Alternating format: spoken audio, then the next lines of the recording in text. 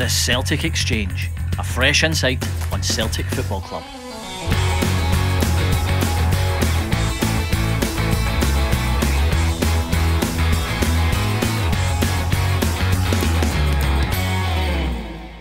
Way back in July, new Celtic manager Ange Postecoglou told his players that we never stop during one of his first pre-season training sessions at Lennoxtown.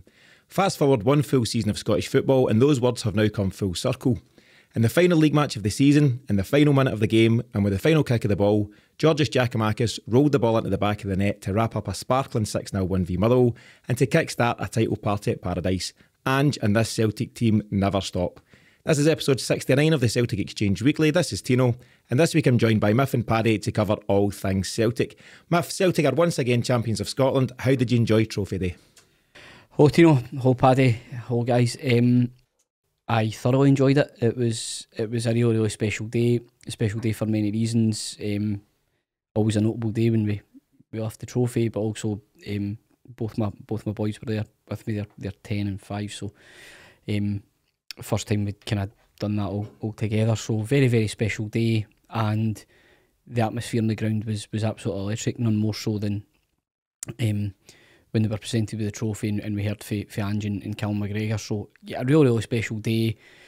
Fitting farewells to good servants and Rogic and Beaton as well. So over the piece, an absolutely glorious day, and one I'll never forget. For me, that's probably one of, if not the sweetest title one for me. Yeah, and that's something we'll cover because that is a serious question, and Saturday was a serious contender. Paddy, what a day, what a season, and by the sounds of it, Ange is just getting started. How was your day at Celtic Park?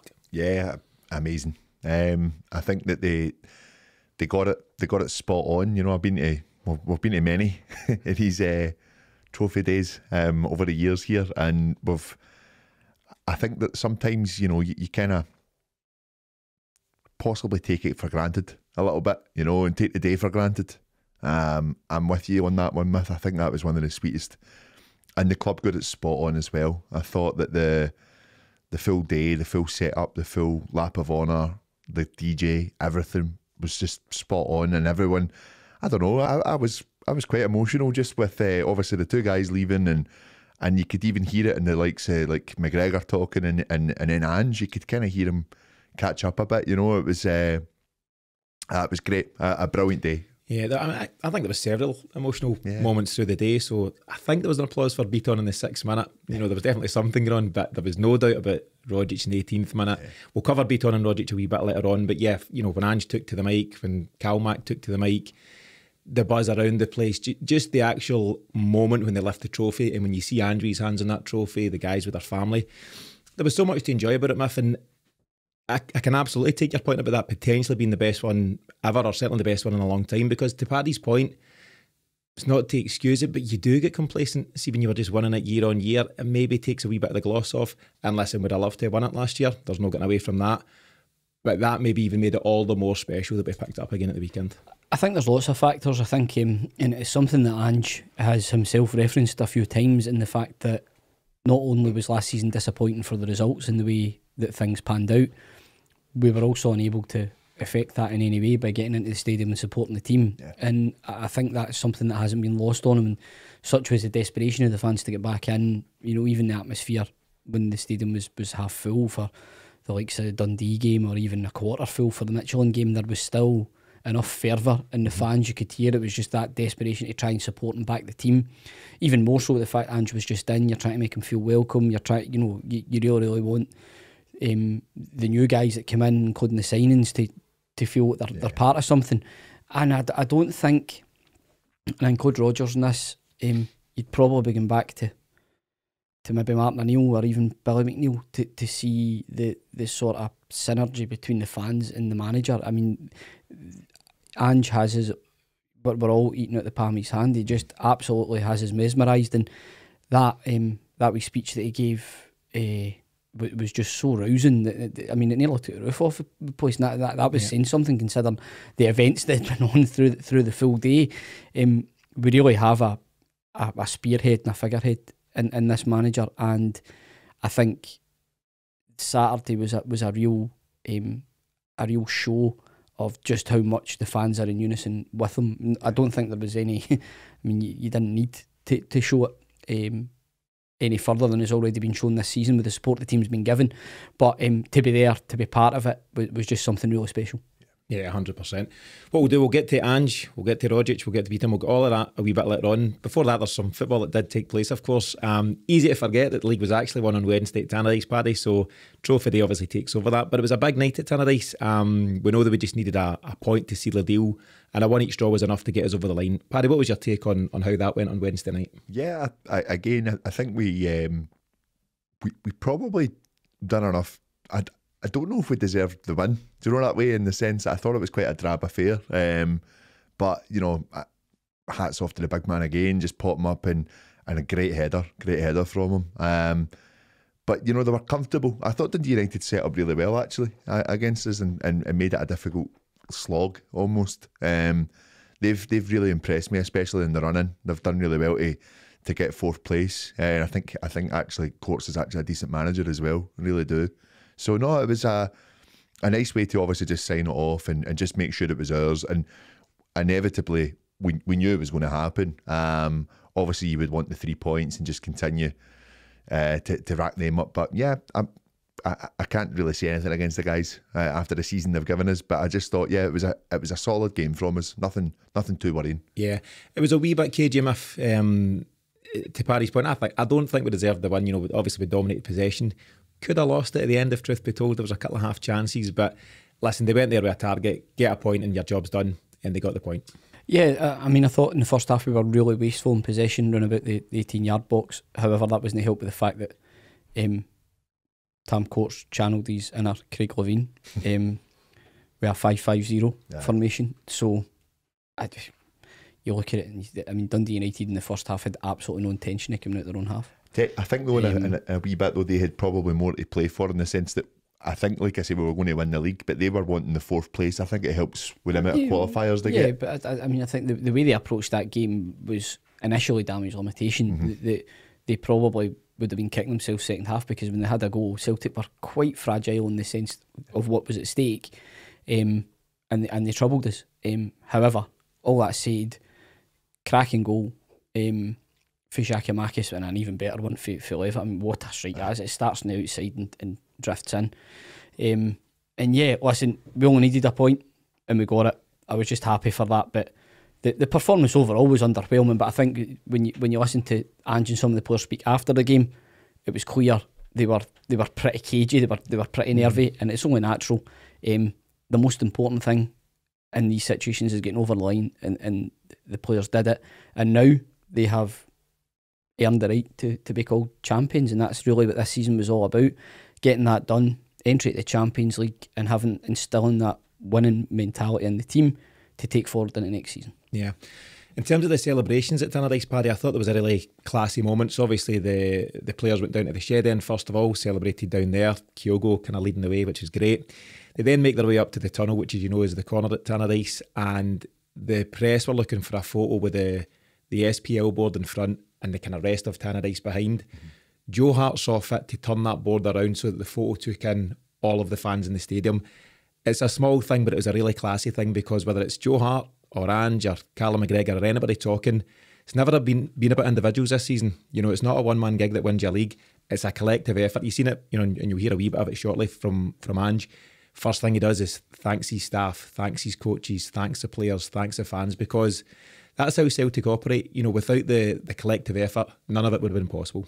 Absolutely, and it shows you how important the fans being in the stands really works out for us as well. I think that we've kind of got to look at some of the performances this season where a lot of the time we were getting very frustrated with them and starting to worry a little bit, and the fans could easily have turned on them. There were some games that it was getting a bit hostile, but then there was just this element of support that would just try and spur them on, and support, knowing that we shouldn't have probably challenged as well as we have and ended up winning it this season. And I think a lot of fans gave it the benefit of the doubt in that sense. So there was a lot more backing, and I think that's only a good thing. That breeds confidence in this team within the support, and gives everyone, like I say, that benefit of the doubt that makes them think well, do you know what? Go for it. It's a free hit this year, almost. Go for it. We're going to support you. We're going to try and get behind you. And it's great that that's been recognised by the players as well, because they know how difficult this season would have been as well. Yeah, I think there were several key moments throughout the season, Myth, that just reinforced that trust that the fans had in Ange. I think they bought into him from the start. They were optimistic and they gave him their backing. But Ange then needs to do his bit, start to win games of football, and it was a fairly rocky start. I remember being at the friendly at West Ham and we took a bit of a doing, and I thought, then you get out to Midfield and you just get by against Alkmaar. But then bit by bit, the results start to come. Absolutely. I think after one of the defeats, there was an interview with Joe Hart. I can't remember if it was Hearts or it was after the Rangers game, but it was a really, really blunt interview, just saying, look, I am completely invested in what's happening here. And I think McGregor came out and backed that up and says, look, we know what we need to do, we know what the manager's trying to do, we trust the manager 100%, and we know what the plan is. And that sort of unequivocal sort of message coming for the dressing room, it does breed an element of confidence in you, even though at the time you knew he was going to need another transfer window, you knew he was going to need to have time to build what he wanted to build and implement his style of play. But if two big characters, probably more obvious for Hart because Hart was brought in by Ange, but certainly McGregor, that was the key relationship, was McGregor is the new captain, Ange is the new manager. Was that going to work? Was McGregor going to be trusted on the part by Ange? There was debates and programmes we did last year, or episodes we did last year, should I say, where we wondered, is McGregor the right man? Yeah. I mean, those just look absolutely foolish now. There'll be episodes where we debated the merits of appointing an Aussie Greek that had never managed in Europe before. Those look absolutely foolish now, and I think that it's just testament to how well both those men have done. Any test that they've faced have passed with flying colours, and even when there has been a setback, it's been their mentality to go back again. I think it was quite telling. It's quite maybe not ironic, but quite fitting that Tannadice was the place of the sealing the league title when McGregor had given his interview at Tannadice last year and conceding the league and drawn 0-0 with Dundee United. He says, we'll dust ourselves down and we'll come back because that's what champions do. Yeah, and we've come full circle. It was great to see. As you know and as you'll have seen, thousands attended Celtic Park after the game to welcome the champion. So I was lucky enough to be at Tannadice. I was there with my mate Paul, and we thought we'll take a drive by just to see if there's anything going on. You turn on London Road and it was bedlam, cars up on curbs and blah blah blah. Now I would say over the course of the season we've put out some decent content and some good stuff, but for all that good content, I took a picture of a Doug in a Celtic strip at the celebrations, and it's gone off the charts, and it's turned out to be the biggest thing we've done. Doug called Arnie, if Arnie's listening, just to give him the credit where it's due. Well done, Arnie. But there was some great scenes, Miff, and it was just a real fitting end to a brilliant night for Celtic. It was, and whilst I didn't make it in to how was the littering, by the way? Was there any bottles? All very well controlled. Everyone put into the bins, aye. Because I know that's a really big concern with Glasgow City Council right now. But I'm glad to hear that. It was an amazing night, and it was the sense of relief because you're building up to something. You kind of know it's coming, but just to have it finally done, and then that paved the way for what was a very special day on Saturday as well. So, no, Wednesday night I was a wee bit. Once United scored the equaliser, I was a wee bit nervy. A couple of halves to steady the nerves, as you do. A professional approach. But, well, listen. I did what I had to do, and then just a bit of reflective time after the whistle went, and you realise the enormity what the team's actually achieved, and I don't think I'm overstretching that because it was an absolute mess. And then when you wake up the next day and you see the scenes for Celtic Park, that's what it's all about. Yeah. And seeing the players out there taking the videos, Ange out with his megaphone, just those are images that will stay the test of time. Yeah, Arnie and Ange together. Let's take a look at Saturday's game then, Miff. So, obviously, as you say, the job was done on Wednesday night. There was something quite poetic about the 6-0 win against Motherwell. Celtic's first home league game this season was also a 6-0 win against Dundee way back on August the 8th. So an irony or whatever you want to call it about the fact that we won by the same scoreline against Motherwell in the final game. Generally speaking, Paddy, I thought they were on it from start to finish. What was your general take on the performance? All the pressure was off. They'd won the league. They just wanted to go out and entertain, and it was brilliant. Absolutely brilliant performance. They were great. They were really just from the get go. The first minute to the last, it was just a very comfortable performance from us. Probably the best all season. There is a line from Ange at the weekend where he said that they take that mindset with every single game. Can you be better than the last one? Can you make this your best performance of the season? And he knows it's not always possible, but that's the target at the start of the game. And it's just interesting. There's no doubt, listen, you need to be of a certain ability to play at Celtic. You need to have certain physical attributes. But there's a mindset that Ange has brought in to the current players and certainly encouraged with the new players. And it's clearly played its part. Well, I think if you set that sort of benchmark, and there's that expectation on you every time you go out onto the pitch, there's a reason why certain players have fell by the wayside this season. Is probably because they don't have the mentality that the manager's looking for. I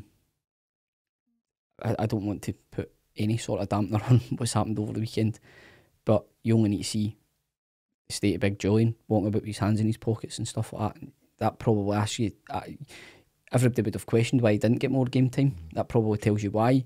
There's physical demands will be put on the players, but there's also mental demands as well. Yeah. And it's having that mentality, whatever Ange is looking for. I think we mentioned before about previous players that he'd spoken to, looking to bring in. He didn't get that vibe off them. I think he's probably the same can be said for some of the existing playing staff, and that's why they've not played very often, is they just don't have that mentality that he's looking for. And I think it bodes really well that he just has a non-negotiable attitude towards the type of player that he's wanting to bring in and how hungry that player is. So we can rest assured that any recruitment that we do in the summer will be on that basis, that it's players that have to come in and strive to do better in the next game than they did in the one before. Yeah, I think spot on with that, Miff, and I think the obvious names would be the guys like Julian, Ayeti, Barkas, Bolingoli, maybe a bit unique in his situation, but yeah, it's clear that, as I said, that you need to be so much more than just a decent player to make it at Celtic. I do feel sorry for Julian. I've seen all the chat about the fact that he had the hands in the pockets and the shoulders were slumped and the body language was quite poor after the game. I also think that's a tricky position for a footballer who's not really, in fact, barely played a part. I don't know if he played a league minute, did he? It was Wraith Rovers in the Cup he came on against. Yeah. So he's not played a league minute. You don't want to go full John Terry and cut about like you've won anything there. I think on that one, just with Julian as well, I'm kind of with the belief that he isn't the type. I think he's a winner, and I think he knows he's not played his part this season. I give him the benefit of the doubt on it, to be honest. How would you feel? Would you be there with the shin guards on, the full kit? 100%. I'd have been. Didn't remember we Ibrahim that played with us, man. I'd have been down the front with the champagne. Yeah. No, I think if you were here for the 9, here for the 10, and then here for that, you know what it's all about, in my opinion. I'm sorry, you don't get a pass. It's fair enough to debate that. I just think there's no debate. If you put that's it. Thanks very much for listening, guys. Cheers, guys. Shots fired. I just think putting yourself in Julian's shoes, if you're a pro footballer, you've played zero part, it's a wee bit embarrassing to celebrate, is all I would say. Anyway, the jury will be out. In terms of the game itself, so obviously Kyogo's got a couple of brilliant goals. You got the opener and then a really good goal after a brilliant Ralston assist. He also got a hat-trick in that 6-0 win v Dundee at the start of the season, and overall it's just been a brilliant debut season for him. Yeah, a tremendous striker that we have there. His movement is frightening. Absolutely frightening. I can't wait to see what he's going to be like in Europe for us next year. Just the pass for Ralston for that second goal is just brilliant, incredible. Ralstanovic. But I was talking to some of the boys. I actually still think maybe the first one's better. Just the way he caught the keeper off guard. I just think that's a great finish, and he's so good at that. Both very clever. There was a wee period where he just went to the left mide and went through the middle, and that seemed to really catch Motherwell off guard because they were unsure as to. I just like the fluidity between the front three there. It was just really good. Yeah, it was a good point. So overall for Kyogo, so 20 goals, 12 of them in the league, and 6 assists. What's your take been on how he's done, Miff? I think for younger fans, if he stays long enough, I think they've got their Larsson-esque, Dalglish-esque figure in Kyogo, and I say that for people in my vintage, Hooper-esque player, because he has all the attributes. He clearly is operating at a level above, many players in this league. Movement, ability, finishing. I mean, you go back to the Ferencváros goal, the touch, the finish, the lob in the League Cup final. There's so many. Even that header up at Ross County, it's a phenomenal goal. Yeah. And that one, I'm just behind that goal. Any volley over the shoulder, doesn't matter how far out you are, to catch it that clean in the placement was just. And by the way, Kelly's had a really good season for Motherwell. He's a good keeper, good shot stopper. He doesn't, he's just caught that clean. He doesn't even see it. It's just a cracking bottle, and something that Ralston. I know Ralston is agricultural in the way that he kind of. He'll thank you for that. Goes no, but it's the way that he goes about. He's got the broad shoulders and the hustle bustle and the at times the club fit, but when he gets it right, he's willing to try things that others in the team aren't, and one of those things is the quick ball over the top into Kyogo and Maeda. It's something he does try fairly regularly, and it was just a cracking ball. But what a straight over the shoulder, bang! What a finish! It's a great goal. What a finish! Yeah. And I agree with you in the first one. So sharp. That is such a sharp turn and finish. It's a great finish. It was brilliant. And just spoken about how part of their method, their approach when signing guys this summer is they wanted to sign guys who were hungry and had potential and had room to grow, and that's been the case. We've got a lot of guys in their early 20s, but Kyogo's a wee bit beyond that, and I think the big plus with Kyogo is, yes, of course he can still develop and still get better and still be coached, but you're also potentially getting him in his peak years, Paddy, and it looks like that at the moment. Yeah, so again, like you say, you can obviously still develop, but he's not got a lot to do, and it's just polishing off his game. I think we're getting him at a great time. I hope we keep him. I think we will. I just think he's going to be so huge for us, and huge for the front line as well. I just think that like you were kind of talking about, the movement for the three of them on Saturday was too much for Motherwell. It was great. Far too much. Not to be outdone, so Georgios Giakoumakis has obviously scored a double of his own. He came off the bench for Kyogo after about an hour. First goal in particular, very impressive, overhead kick. Second goal, goal's a goal and all that stuff. And as you've said, Paddy, obviously important to note that he effectively scored the goal that won us the league on Wednesday night. He finishes joint top scorer in the Scottish Premiership, so 13 league goals, joint top with Regan Charles Cook of Ross County. The big difference being, though, Giakoumakis played 21 games, Charles Cook played 37.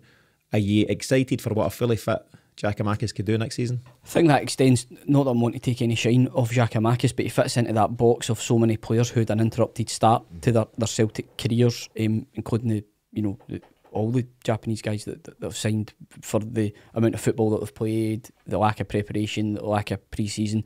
Can chuck Mattarella in there as well.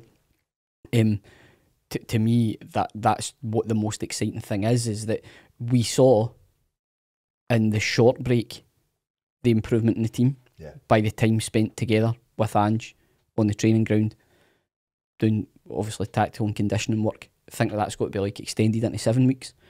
When they go away, they've a rest, come back refreshed, ready to go, and they're all able to work through that timetable of pre-season fitness together. Giakoumakis is something different, something I think the Celtic support have longed for a very, very long time. That physical presence up front, that in games that you invariably get in the SPL, you need that focal point. And if you think two of his biggest performances this season, Tynecastle and Ibrox, that's what you need. I would swear to describe him as the type of player, but I know this is a family podcast. He is just a big wido. He's a big unit. Oh, it's great. But a skillful big wido as well. One of the things I love about him the most is that kind of what you're saying. A lot of fans think, we need that big player up top. See, his pressing for 90 minutes is unreal. He gives everything. He's fast as well, fast for his height. Fast and the skill that he holds, the amount of times he holds the ball on in first touch. Quite often what he does is he tries to be too fancy with the second touch when he does wee flicks and tricks where he kills the ball quite a lot when he gets it in under pressure. I just think again, it just looks like another cracking signing. Yeah, we also know at the start now that he's so effective with that first touch finish. So 13 league goals, 17 goals in total for Celtic in this debut season. 15 of those were one touch finishes. I think the last one on Saturday would have been a two touch. One to try and hit it, the second one to kind of roll it in. So, but we'll forgive him for that. Listen, this is a a big question, but very much a hypothetical. And we asked it, approaching the last Rangers game. But if you've got both of them fit and available, you can only play one. Are you Kyogo or are you Giakoumakis? I'll come to you first. I think it's for me it's still Kyogo, but I think it's not the no-brainer. You would maybe even go to say it would depend on who the opposition is, because there may be some games where you think Giakoumakis, in terms of his physicality, would be more appropriate. But I think rather than try and kind of pit them against each other, we should just be thankful both of them are on the books, because to have those options, to have those attacking options, is phenomenal. And that's before you even mention the guys we've got in the wing as well. It's a great position for us to be in, and the fact that now both of them know what it's all about, have played a season here, they've got that knowledge of the league, it should, in theory, lead to us being even stronger next season. Yeah, no doubt. Paddy, just to answer the hypothetical, where do you stand on it? I'd say Kyogo for me. I think there's a lot more on offer, but sorry, I'm not a lot more. Sorry, that there is more on offer, but it's very, very fine margins between the two. In my opinion, I just think there's a bit more finesse from someone like Kyogo. What a great problem to have, though. Absolutely. We were talking about it on Saturday. My friend Martin, he wants a shout out, so there you go, mate. My friend Martin was talking about, is there a way we can fit the two of them in the same starting 11? Is there a way that maybe Kyogo becomes the 10? I don't know. I'd love to possibly see that. There's enough movement from Kyogo just to drop in behind him. I don't know, though. My big dilemma with that one is that I just think they're both out and out strikers. They're completely different. Yeah. I think Giakoumakis couldn't have scored Kyogo's second goal, but Kyogo couldn't have scored Giakoumakis' first goal for the weekend. They're just completely different in terms of how they play, but the type of chances they create for themselves and that they score. It's a good point by Martin, and it's about time I get a shout out. He writes some brilliant articles for the website as well. But maybe one for another day. Who's this guy, Martin? You know, Marty. You'll meet him, mate.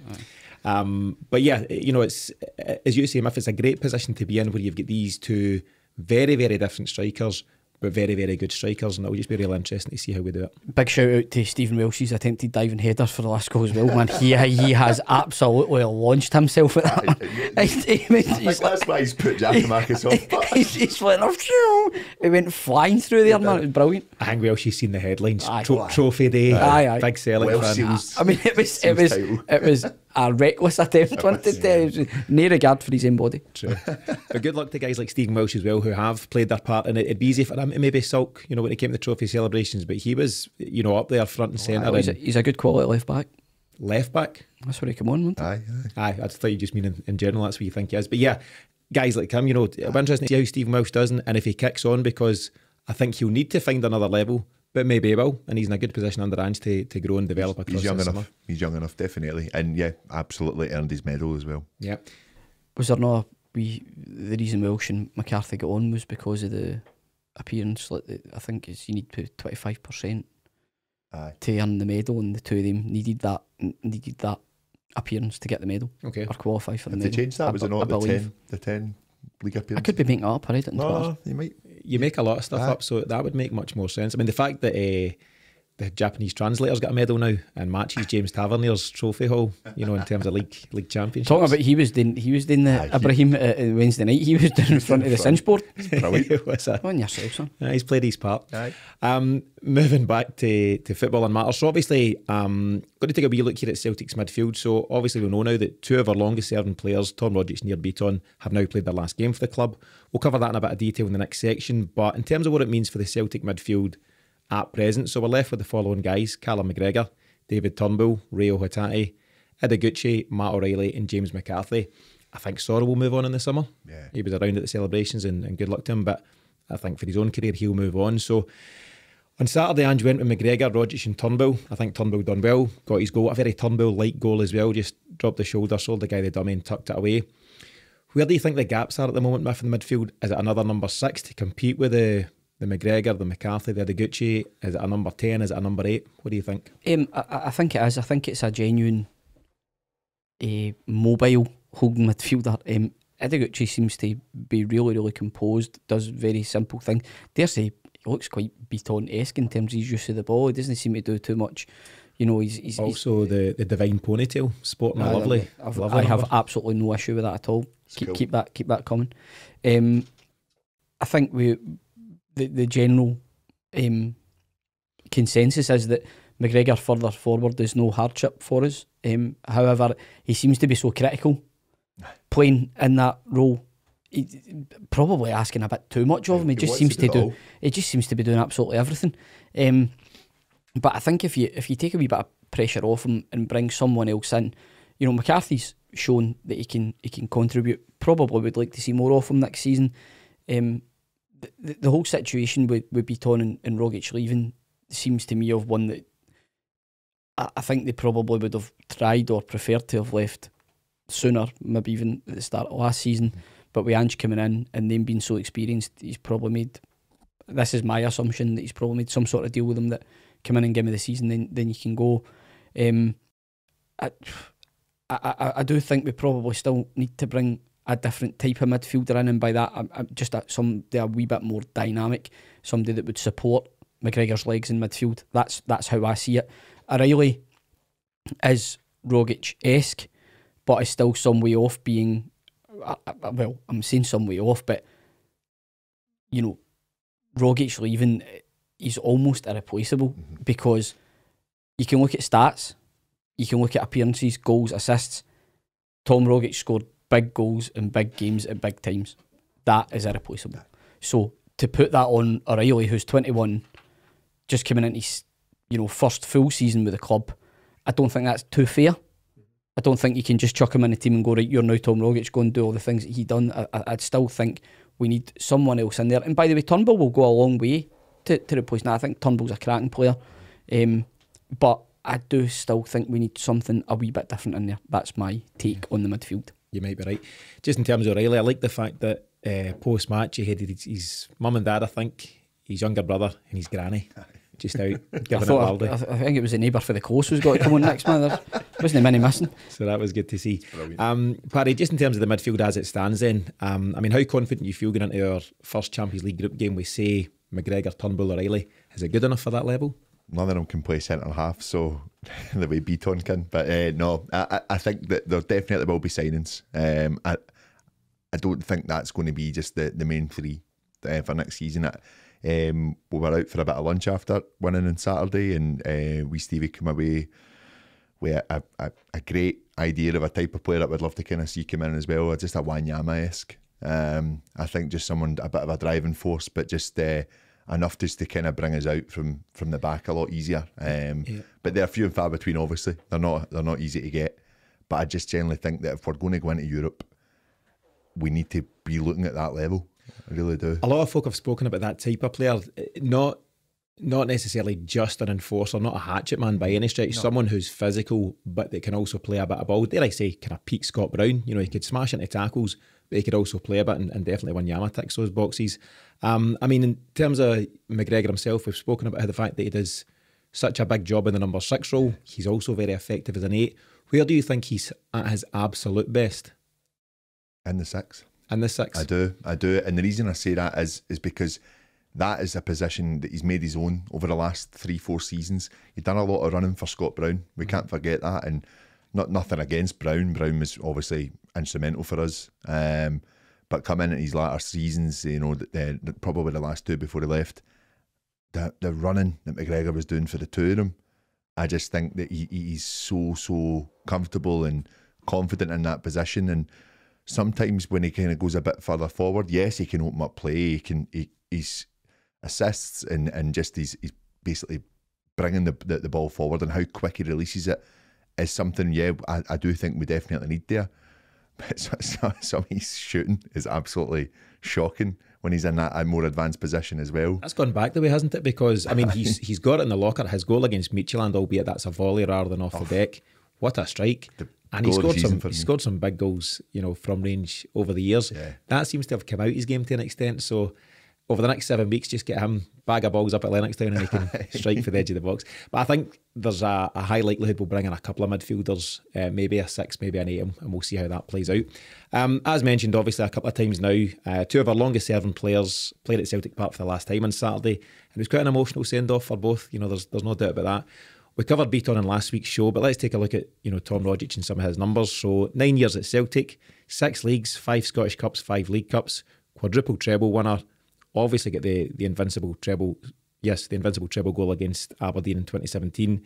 53 caps for his country. He'll be remembered for all sorts of big goals, Miff, but how will you remember him? Just a bit of a genius, to be honest with you. Something different to what we had when he was fit. Excuse me, when he was fit, he was always somebody that could be relied upon to turn up in big games. Much like Beaton, he was trusted by several different managers. I think it's fair to say that Ronnie Dyler was the making of him in terms of him being a Celtic player. Dyler seemed to get the key to him, getting him fit, getting him playing more regularly, and then Rodgers seemed to take that on to another level. Just the consistency that he showed in those first couple of seasons under Rodgers, I think, underpinned how important it was to the team and how different it was to the other midfielders that we had. And then, I think it's just nice that he got that sort of Indian summer under Ange, where he was able to come. He almost looked relaxed after he was one of the several players who looked like the weight of the world on their shoulders in that last season under Lennon. He just looked like, he looked physically drained. And for him to come back and just remind us all, just not that a lot of us needed reminding, but just to remind us all how good he was. His goal against Dundee United was exceptional, but some of his general play has been brilliant. I actually think, in terms of consistent performance, it's probably been his best season. The amount of games played, the amount of minutes played, the amount of work that he's put in, not just going forward, but the amount of work he's done going back the way as well. And I must admit, I was pretty close to going when he took off. I found that moment really, really emotional. And he's just a special player.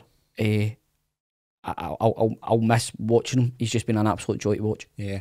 Paddy, just to follow on from that, so he obviously got a rousing applause in the 18th minute and then was clearly emotional himself, when he got subbed off. Were you emotional? Oh, absolutely. I think I've got a love-hate with him slightly, right? Because I think that he could probably play at a really, really high level, and I just think that he's not given himself that option to do it. And I don't know whether it's been the managers he's worked under, right? And what I'm going to say is that he has scored incredibly massive goals for us. That's been his thing, like we've mentioned there.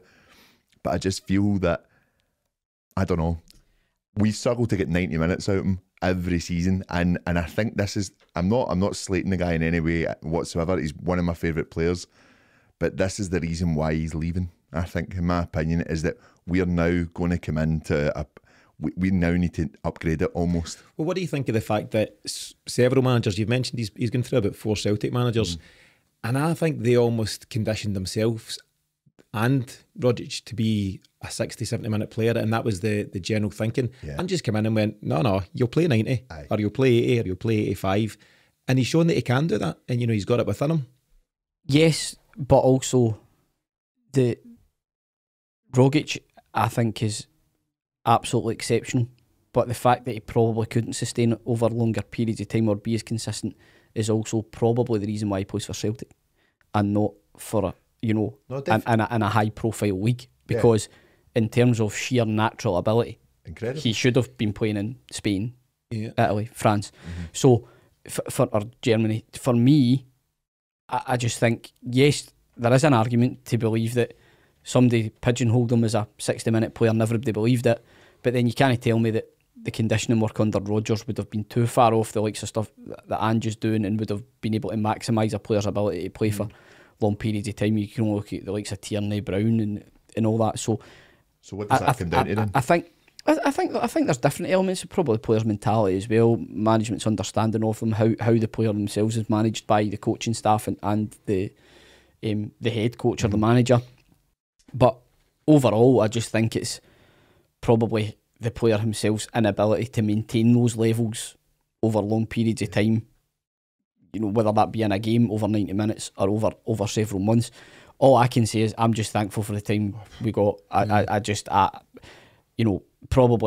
think I've described him before as Council Zidane, and I think it's apt because he to me, that's who he reminds me of the way he moves with the ball, the way he turns with the ball, the way he kind of controls the ball with the outside of his foot. Even when he's dribbling it, he's just an absolute joy to watch. I've loved watching him. I'm gutted he's left, but what a high to go out on. Yeah.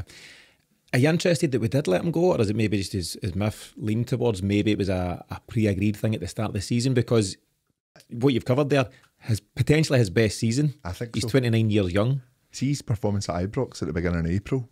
Best player in the park for me. I thought he was outstanding, and this is the fittest I've seen him. That's my issue.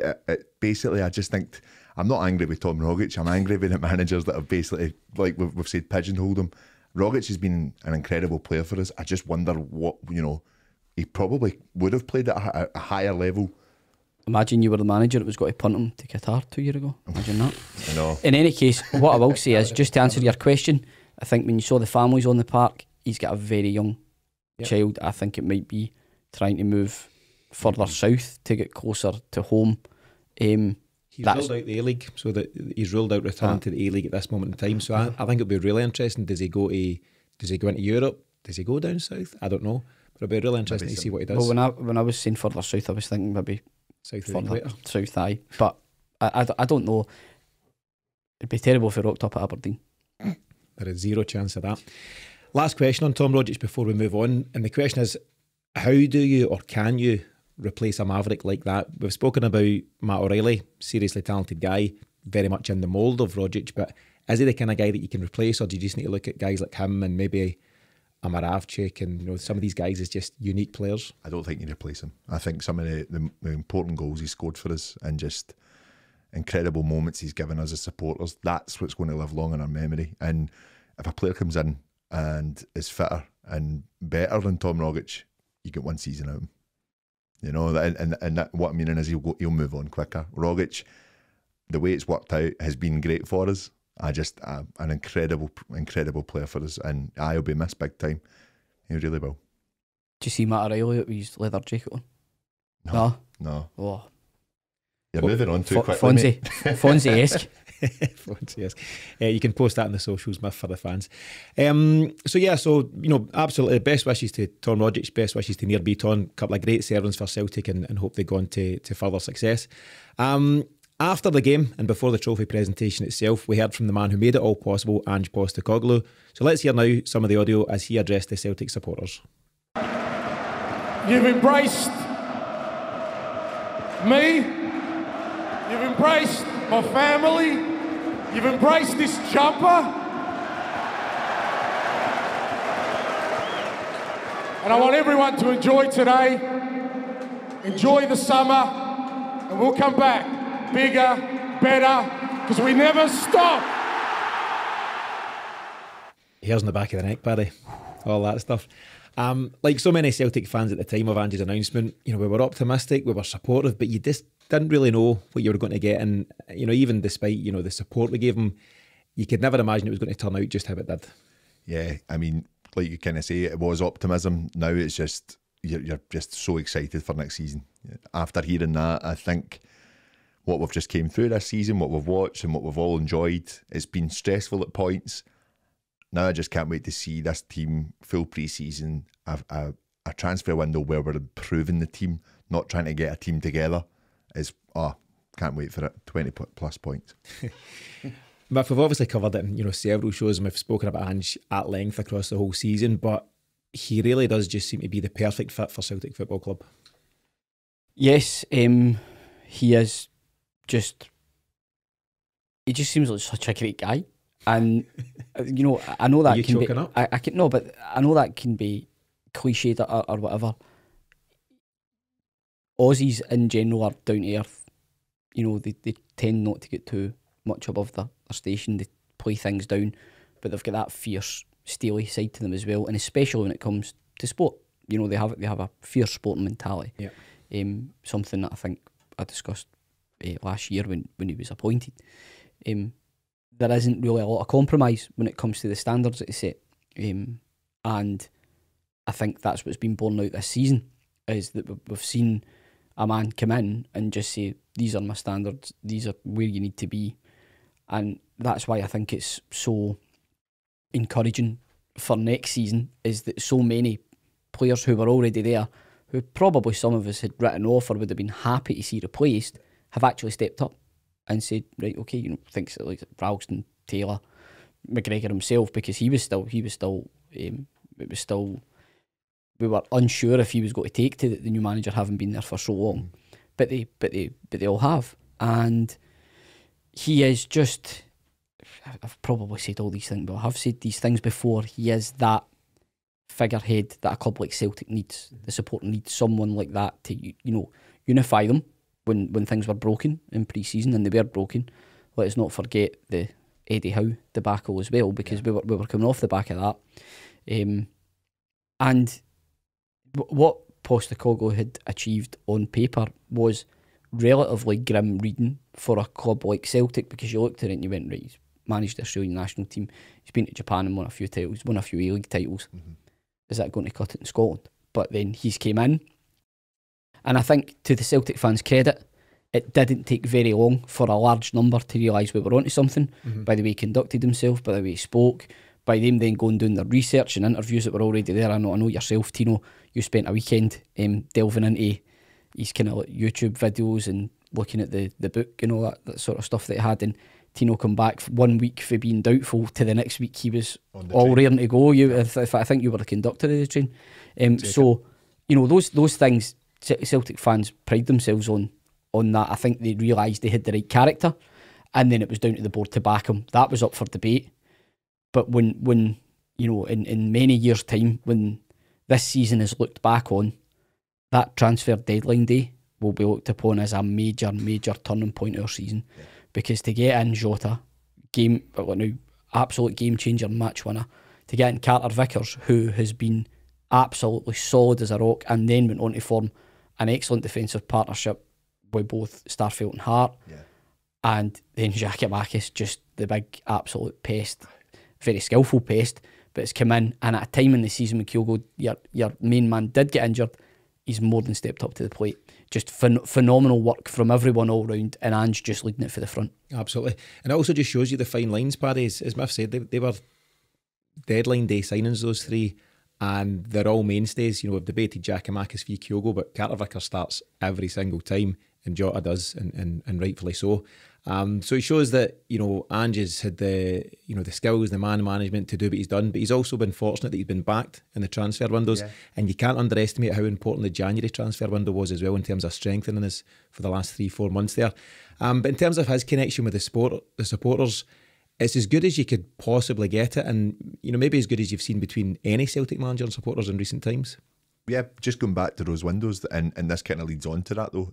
It's both windows are night and day. You know, he is literally rushing about to get players and make sure that they are ready and capable enough to at least give us a chance, because it was grim reading looking at the starting lineups leading in before that window. We were playing a lot of young players. It was going to be too difficult for them to complete a full course of a season unless you are a step above, which none of them sadly will be at this point just now. They've still got a bit of learning to do. They all played their part though. They were all fresh at the beginning of the season and ready to go. But to then have a plan in place within that small period of time, 4 months, you're playing week in, week out, to have a plan in place and say, these are the players I need if we're going to go and try and win this league, and have it all done ready at the beginning of January. It's great backing, absolutely, but it's because they've got a manager that knows exactly what he wanted. And we've not had that a lot at Celtic. It's not break the bank material with stuff. He's had everything ready, and he said this will be the team that is going to try and take this title back. Yeah, and he's had to operate so differently in those two transfer windows. So in the summer window, he's signing guys and playing them the next day. You know, there's chat that Starfelt and Kyogo effectively have gone from an airport to a training field to their first games for Celtic. Well, Joe Hart as well flew over and met the team. Yeah, exactly that. Travelled out to the Jablonec game, maybe. And then you've got the planning that clearly went into signing the Japanese lads in December/January along with Matt O'Reilly, and the fact that he's had a bit of time to plan for them and throw them straight in at the first team, it can get you really excited for all the time we'll have in summer to make further plans. Well, the interesting thing about O'Reilly is O'Reilly was second choice after McGree, so we thought the McGree deal was done. When we knew that wasn't happening, O'Reilly was signed and done within a day. So again, you know, there's obviously different tiers of targets lined up. If memory serves me correctly, we were linked with Maeda and Hitati fairly soon after the August September window closed. I think the links started coming for the J League players pretty soon after that, which told you talks must have been ongoing because stuff was leaking back out. So the fact that we now seem to have that in place, along with the appointment Martin Lowell as well, which seems to be Ange driven, or certainly Ange approved, it bodes well for the summer coming. Like you said, Tino, you mentioned a point earlier, just to go back to something you said, would you be happy with McGregor, Hatate and O'Reilly? I think was the three you chose. Turnbull and O'Reilly, so I mentioned, but yeah. I don't think we would, let's be honest. I think, and the whole point of Rogic and Beaton leaving is that we'll probably have better than that starting. And I don't mean to sound in any way disrespectful to those three players, because I would be happy in a way if they started, but domestically, yeah, I think there is an expectation now. We wouldn't have let Beaton or Rogic go if we weren't going to improve on them. I don't think what we regard as improvements on them are already within the squad. I agree. I mean, I suppose it kind of leads us to my kind of final question just before we hear from Ange again. It was just a question about what will the targets be next season. It's a given, retain your title, and that will always be the case at Celtic. But you know, how far do you think he can take us? And is Europe not the priority, but is Europe going to be a real focus? And keeping in mind that, I don't know, maybe at this moment in time, and it depends on who we bring in, maybe Europa League is our level at the moment, but we don't have the choice, and nor would we want to. We're in at the top table. You've got all the riches that come with that, but you've got all the quality opposition that comes with that, and it's going to be a tall order to qualify, regardless who our opposition is in the groups. European football, I'll try to say that again, has been a funny old game, I think, in the past couple of seasons. I think there's huge changes in the whole way it's kind of been played out. I would have said us going into the Champions League 3-4 years ago would have got murdered off every team like we kind of did back in 16-17 and PSG and all. I generally think there's probably, I was looking at some of the teams that have qualified at the moment, there's probably 4 or 5 teams that could go and do that again to us, right? The rest is up for grabs. And obviously you're looking for a fortunate draw. We don't seem to get them in Europe, but we're looking for a fortunate draw, and Europa League should be a third place entry for the Europa League is what we should be aiming for. I wouldn't be surprised if we go and have a very, very good transfer window this summer and we end up sneaking second or something like that, just on the basis of just the way it's kind of turned on its head a bit since the pandemic.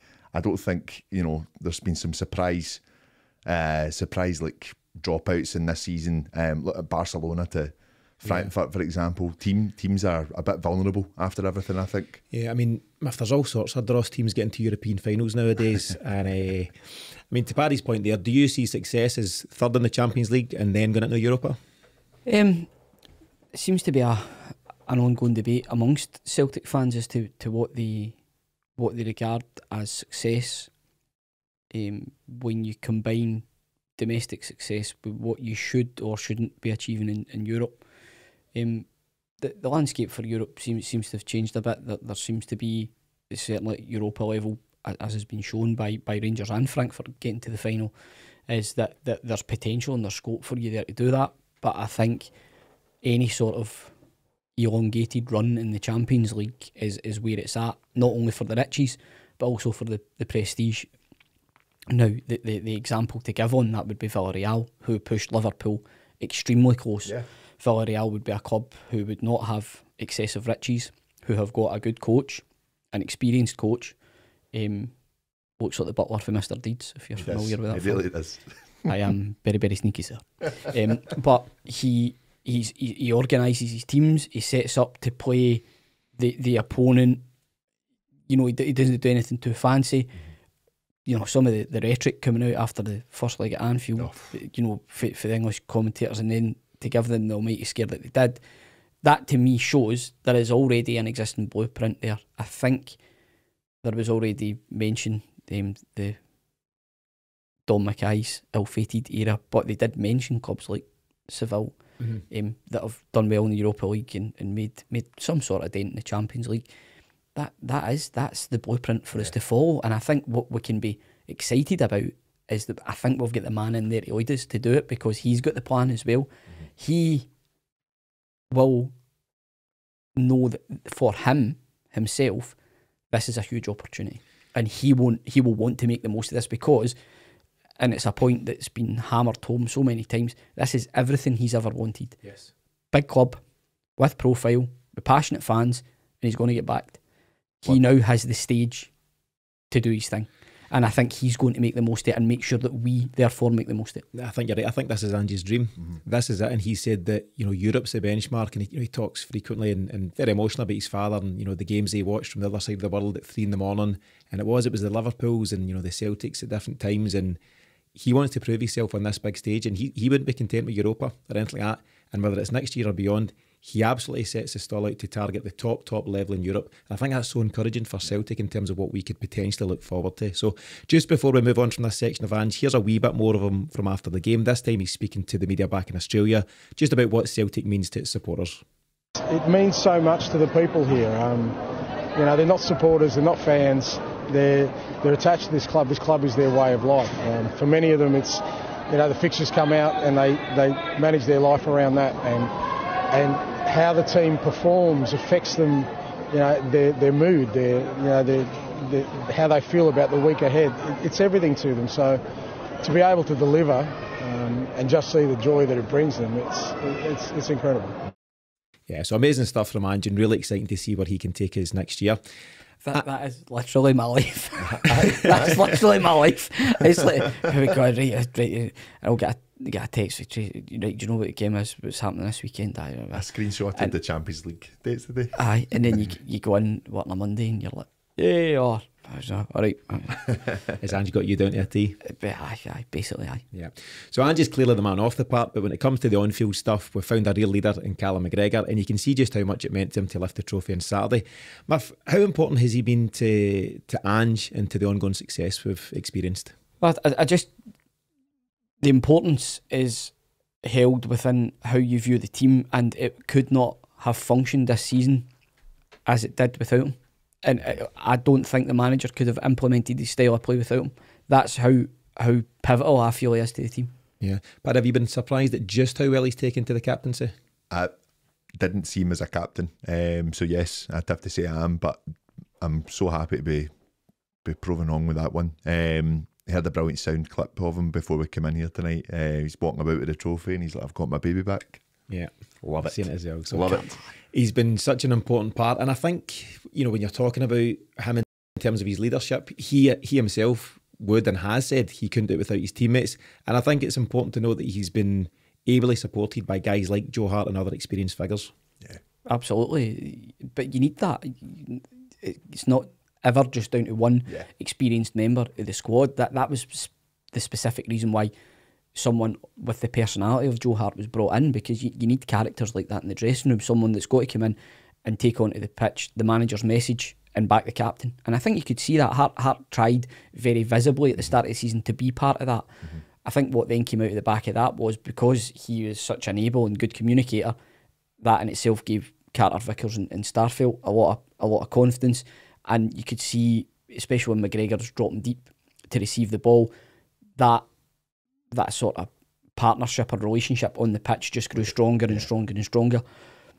I also go back to when you talk about experienced players and the implementation of Ange's style, to critical players in that who deserve a hell of a lot of credit just for the sheer work they put in, is Ralston and Taylor.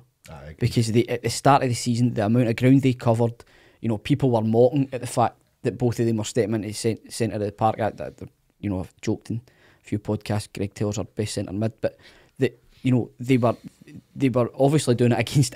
Can you imagine them being coached through the Scottish football tiers and unders, where you're the fullback, get the ball at the line, hit the big man up front. I haven't doubt.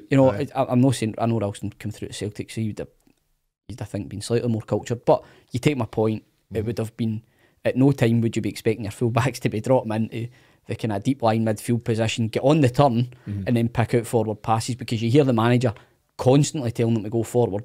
He's not wanting it sideways, he's not wanting it played safe, he wants that risky ball played into the striker's feet, winger's feet, whatever. They embraced that, they took it on.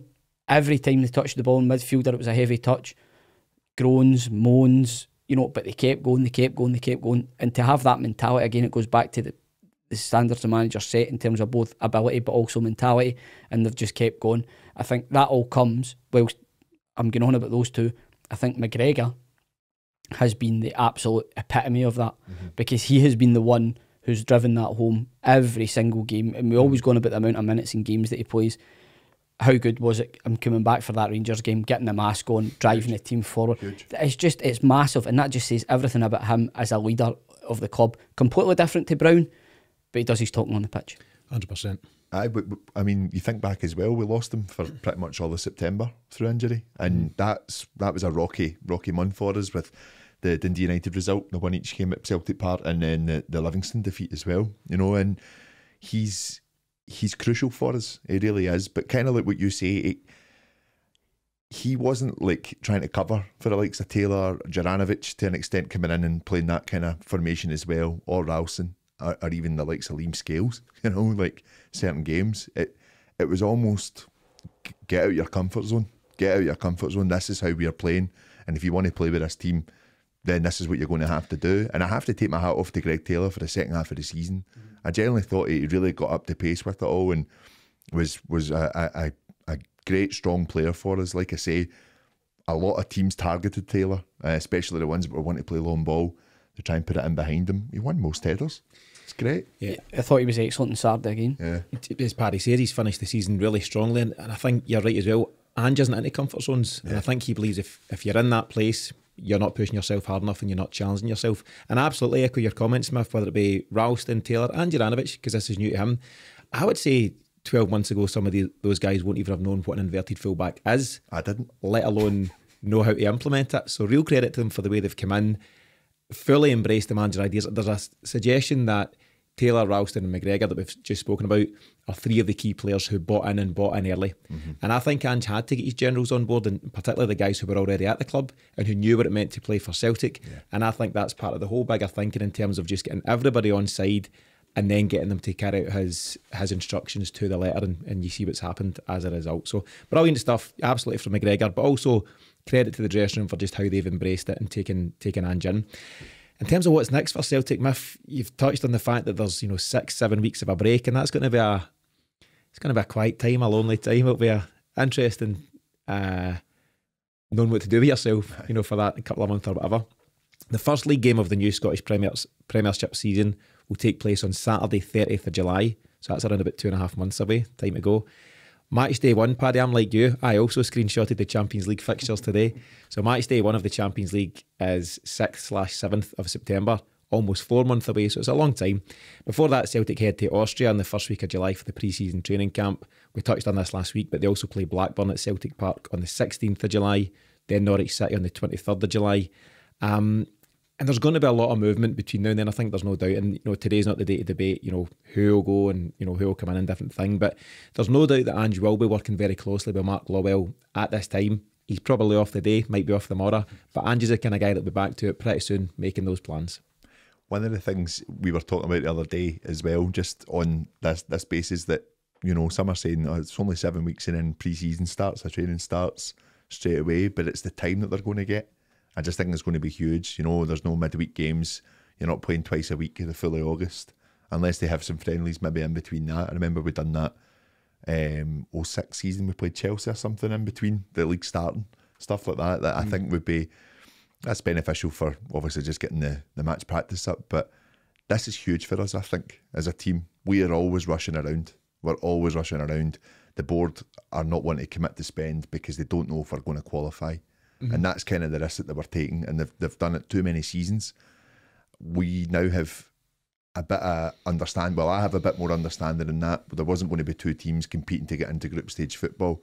So they've sat it back a bit and just kind of said, well, let's see if this team can get in and see if we can take it for there. I'm not giving them any pass here at all. Absolutely not. I still think we should have been a lot more dominant when it came to qualifying for Europe.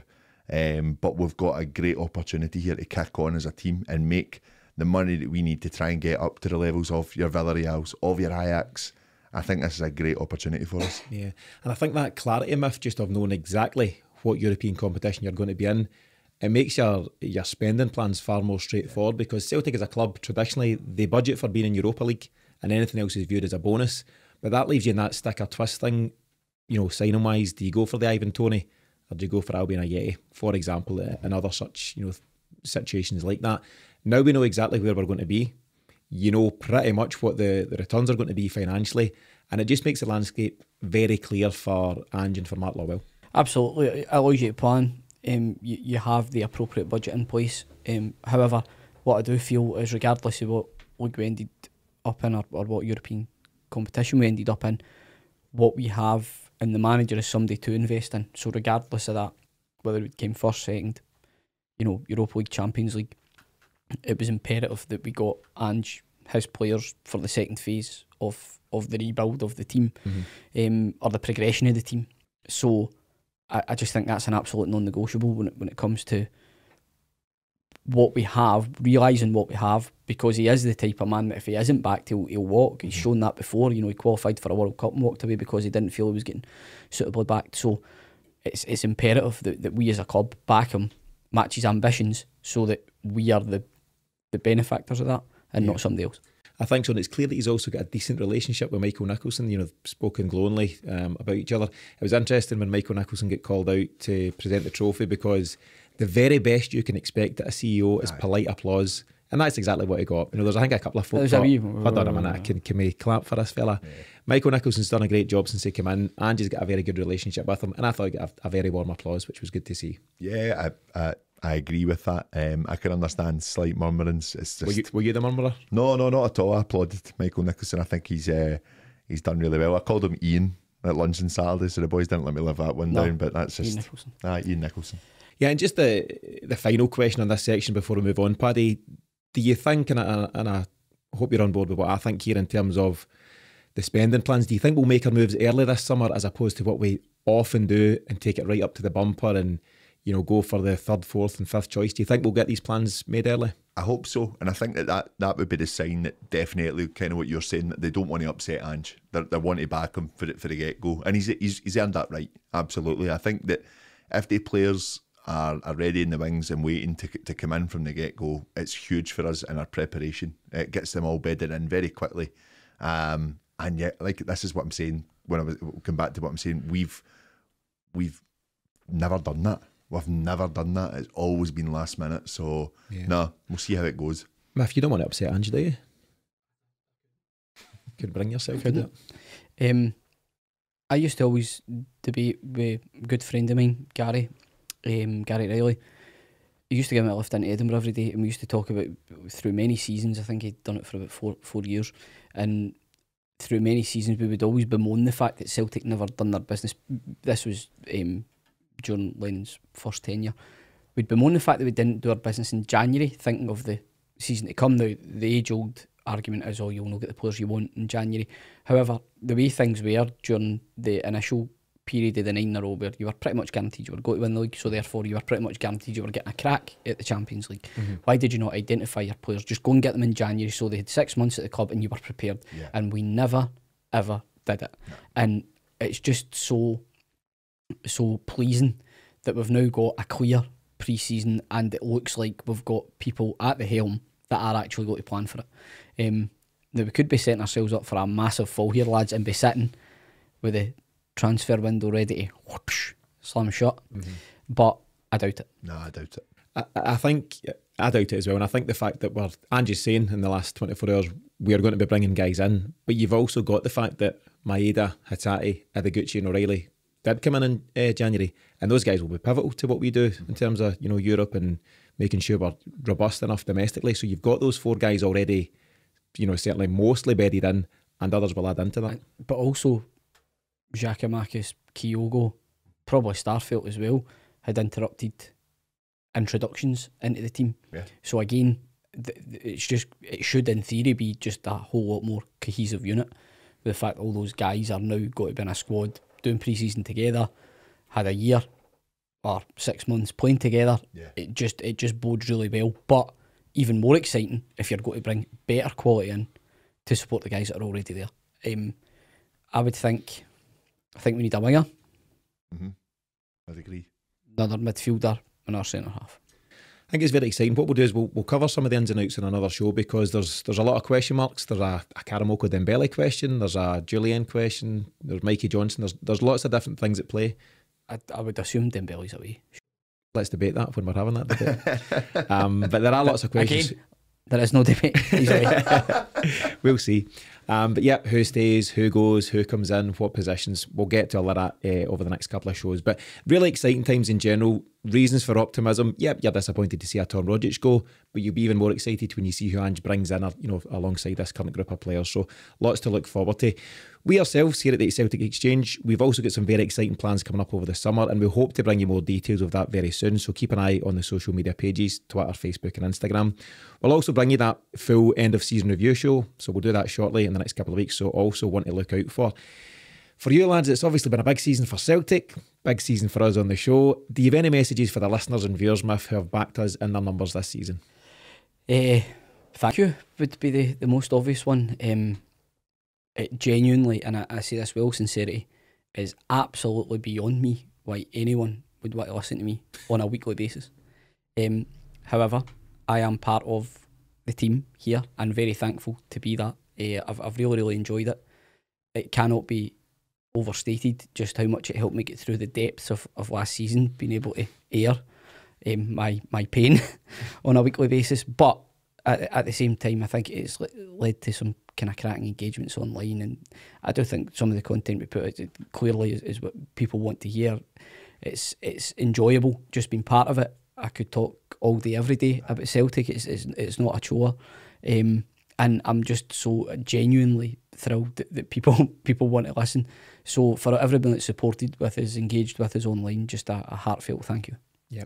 Paddy, what about yourself? I think you've been with us just about 12 months. We were talking about it recently. So 12 months in the show, you've been great for us in what we do. And what would your message be to the listeners? Yeah, I think it's just over a year ago now. Yeah, you approached me and asked if I wanted to come on, and I was a wee bit humming and hawing about it, considering what had happened last season. But my God, it was like therapy coming on and getting to talk to you guys, getting to meet yourself, Miff. It's been a joy. It's been a joy. I believe it is quite a big highlight. It is a big highlight, aye. But just to continue to do it, I didn't think it was something I would be doing kind of week in, week out, and I'm loving every minute of it, and it's helped with the listens that we get, the viewers that we get, and it makes us want to do it because we're so lucky to get to sit and talk about Celtic, and it's a big thank you to all of you guys that just support us, and some of your messages are just so nice to us, and we can't thank you enough. It's been so good so far. So some of the parts pretty good. That's great. The comments, in the YouTube, I quite enjoy that. But likewise, Paddy, obviously I didn't know Big Paddy too well before we started doing this, but it's been great getting to know him better. And the laugh we get doing this is absolutely brilliant, and that goes for all the guys as well, like James and Deeks in that as well. So, no, listen, it's an absolute pleasure, and thank you, Tino, the host with the most. Yes, absolutely, Tino. Well, and mate, and Dave as well. Cheers for the sound as well, my man. And good on you. I forgot last week to give you a stick about your orange jumper. It was yellow. It was orange. It was definitely yellow. orange. But yeah, there's a whole lot of guys play a part in what happens here at the Celtic Exchange. So just to echo what Miff and Paddy have said there, it's a very sincere thanks to everyone that supports us and continues to support us. And as I said, there's some really big stuff coming up, so thanks again. So after a short hiatus, Celtic are back where they belong, at the very top of Scottish football. It's been a phenomenal first season for Ange Postecoglou and his players, and the best bit is he's just getting started.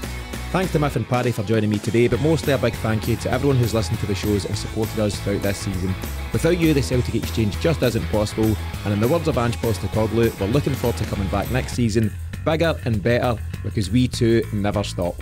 From all of us here at the Celtic Exchange, we'll see you again very soon. Don't know why. This has never been done before. Go on. I need the toilet. What do we do about that? We pause right here. Next section, once you've been to the toilet like a wee boy. When you go. Absolutely choking.